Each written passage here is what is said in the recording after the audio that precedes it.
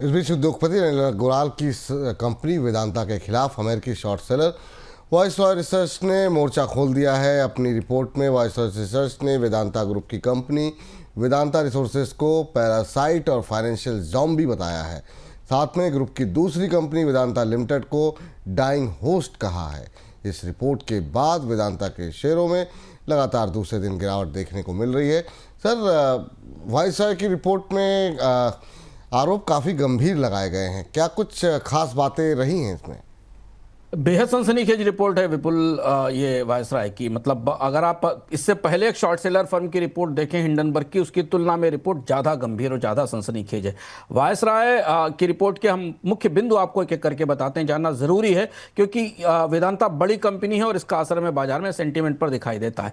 Viceroy Delaware की एक investigative short firm है जिसे ब्रिटिश और ऑस्ट्रेलियन प्रवर्तकों ने बनाया था और इसका काफ़ी मजबूत रिकॉर्ड है। वायसराय ने कहा है कि वेदांता रिसोर्सेज लिमिटेड, जो कि वेदांता लिमिटेड की मूल कंपनी है, उसके कर्ज पर वो शॉर्ट पोजीशन ले रही है। घोषित तौर पर वायसराय ने कहा है कि वो इस कंपनी को शॉर्ट करने जा रही है और इसकी वजह क्या है? नंबर एक, वीआरएल जो है वो एक पैरासाइट और जॉम्बी कंपनी है और वीडीएल एक डाइंग हॉस्ट है। हो यह रहा है कि वीआरएल मतलब वेदांता रिसोर्सेज लिमिटेड अपने संचालन के लिए वेदांता लिमिटेड से पैसा निकालती है और इससे वेदांता लिमिटेड पर कर्ज बढ़ रहा है, जबकि वीआरएल इसका इस्तेमाल कर रही है। और यही वो पैरासाइट कंपनी का कॉन्सेप्ट है जो वायसराय ने अपनी रिपोर्ट में कहा है कि वेदांता रिसोर्सेज लिमिटेड एक किस्म की पैरासाइट कंपनी है। यह भी कहा गया, जो पहली बार ऐसा आरोप है, कि वेदांता समूह की जो पूरी रचना है और जो फंडिंग मॉडल है वो एक पोंजी स्कीम जैसा है। इसमें नया कर्ज लिया जाता है और क्रिएटिव अकाउंटिंग के जरिए कंपनी को दिवालिया होने से बचाया जाता है। यह बेहद बड़ी बात है कि वेदांता पर वायसराय ने कहा है कि वेदांता समूह अपनी छिपी हुई देनदारियों को टाल रहा है और इसके दिवालिया होने का खतरा है, यानी कंपनी के बैंकरप्ट होने का खतरा है। ये बेहद सनसनीखेज है और इसलिए आज हमने देखा कल बाजार में स्टॉक गिरा था, आज भी करीब 1.5% की गिरावट विपुल जी दिखाई दी बाजार में। हाँ बिल्कुल, लेकिन सर एक चीज़ समझना चाहेंगे, खैर आगे इस पर बातचीत करेंगे, लेकिन क्या इस रिपोर्ट के अंदर कोई फाइनेंशियल अनियमितता भी पाई गई है, वित्तीय अनियमितता भी बताई गई है इस रिपोर्ट के अंदर? गंभीर वित्तीय अनियमितताएं पाई गई हैं। अगर आप, मैं पूरी रिपोर्ट वायसराय की पढ़ रहा था, यह कहा जा रहा है ऐसा भारत के, मतलब, और ऐसा हो रहा है और भारत के रेगुलेटर देख नहीं पा रहे। अगर ये वास्तविकता और सही है तो भारत के रेगुलेटर्स के पर बड़ा सवाल है। रिपोर्ट कह रही है कि बड़े प्रोजेक्ट्स के लिए फंड जुटाए जाते हैं लेकिन इसका जो मूल कंपनी का कर्ज है उसे चुकाने में इस्तेमाल कर दिया जाता है। कंपनी अपने प्रोजेक्ट्स में निवेश नहीं करती। ब्याज का खर्च बताई गई दरों से बहुत ज्यादा है और बढ़ रहा है, यानी यहां अकाउंट में सही ढंग से ब्याज की रिपोर्टिंग भी नहीं की जा रही है। सहायक कंपनियों की जो संपत्तियां हैं उनका बहुत बढ़ा चढ़ाकर मूल्यांकन किया जाता ताकि कंपनी का वैल्यूएशन बड़ा दिखाया जा सके। खर्चों का कैपिटलाइजेशन करके संपत्तियों का मूल्य बढ़ाया जा रहा है।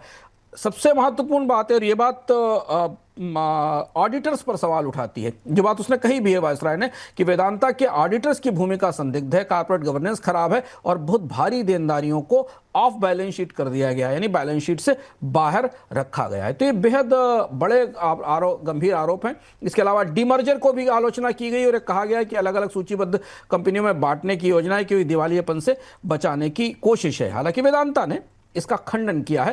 वेदांता ने स्पष्ट रूप से कहा है कि ये सारी जानकारी पहले से ही सार्वजनिक है और ये आरोप केवल सट्टेबाजी से पर आधारित हैं। सार्वजनिक जानकारी को गलत ढंग से पेश किया गया है और रिपोर्ट इसलिए जारी की गई है, कंपनी से पूछा नहीं गया है, ताकि बाजार में घबराहट फैले और कंपनी की जो भविष्य की योजना है उन पर असर पड़ सके।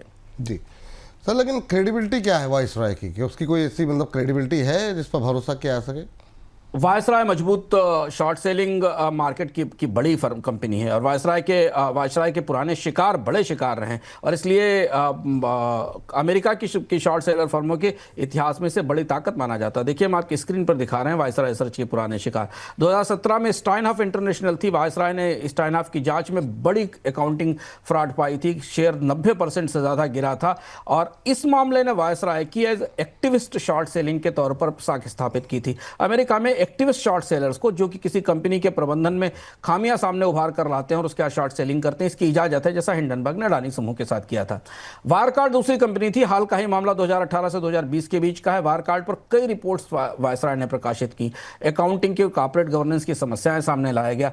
जर्मन पेमेंट कंपनी थी ये वायरकार्ड, और इसके बाद ये यूरोप के सबसे बड़े वित्तीय घोटाले में फंस गई और अंततः दिवालिया हो गई, बैंकरप्ट हो गई। तो वायसराय की रिपोर्ट और जांच सही साबित हुई। तीसरी कंपनी 2020 की एनएमसी हेल्थ। वायसराय की रिपोर्ट में यूके में छिपी हुई कंपनी के कर्ज में गफलत को उजागर किया गया।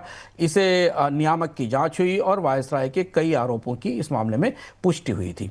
इसके अलावा एक मामला कैपिटेक बैंक का है, जहां वायसराय की रिपोर्ट सही साबित नहीं हुई।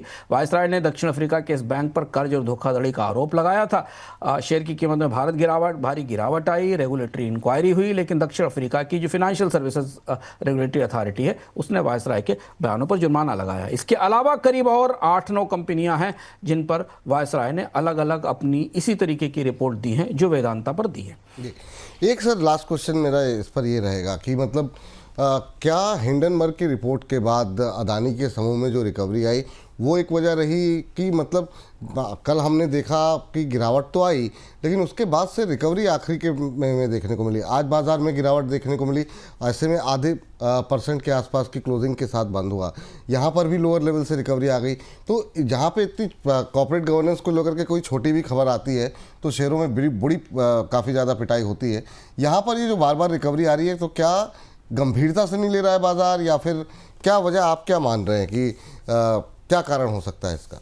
देखिए, कल से अगर आप देखें तो 8 से 9% तो मार्केट में स्टॉक गिरा ही है कल से, अगर कल की गिरावट के बाद देखें, थोड़ी बहुत रिकवरी के बाद। लेकिन चूंकि आरोप तत्काल आते हैं, हिंडनबर्ग के आरोपों की स्मृति लोगों के दिमाग में ताजा है।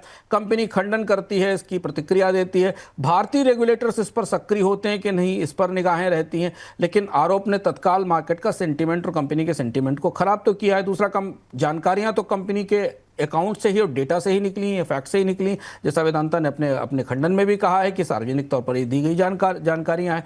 तो बाजार ने कल झटका खाया था, लेकिन थोड़ा आज हमें स्टॉक में कुछ रिकवरी दिखाई दी। लेकिन मामला भी थोड़ा यहाँ से आगे बढ़ेगा, क्योंकि आमतौर पर विपुल जी, आपको याद होगा कि इस तरीके की जो फर्म्स होती हैं, जो एक्टिविस्ट शॉर्ट सेलिंग फर्म होती हैं, वो एक के बाद एक कई रिपोर्ट जारी करती हैं। तो ये पहली रिपोर्ट है वायसराय की, है इसके बाद दूसरी तीसरी रिपोर्ट्स आएंगी और भी जानकारियां होंगी। तो वेदांता के स्टॉक पर दबाव बना रहेगा। हमें देखना यह कि इस रिपोर्ट के 24-48 घंटे बाद भारत के नियामक कॉर्पोरेट गवर्नेंस के मामले में, ऑडिटर्स के मामले में और डेट की मिस रिपोर्टिंग के मामले में क्या जांच शुरू करते हैं और कौन सी जांच होती है, जिसके आधार पर शायद बाजार का रुख तय होगा।